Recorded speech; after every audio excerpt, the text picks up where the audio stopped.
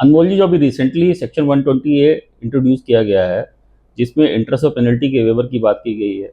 जो existing SSC जिनके पास इस तरह के नोटिस आए हुए हैं, उनके पास टैक्स की कोई डिमांड नहीं है, क्या ये उनके ऊपर भी एप्लीकेबल होता है? सर, आपका बड़ा वैलिड क्वेश्चन है। ये बहुत टैक्स पेयर्स का डाउट है, जिसमें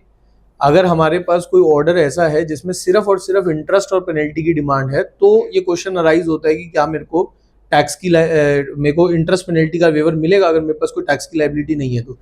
ये क्वेश्चन अराइज होने का रीजन ये है कि स्कीम ये बोलती है कि आपको 100% of the tax liability you have to pay and then you will get the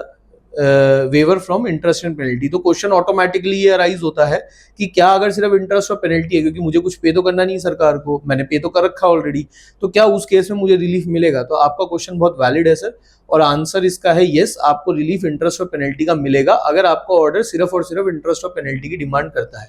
इसके लिए सर सीबीआईसी ने सर्कुलर नंबर 238, जो कि 15 अक्टूबर 2024 को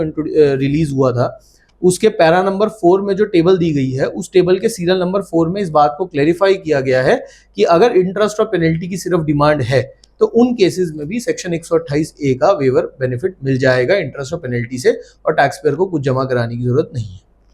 थैंक यू अनमोल जी।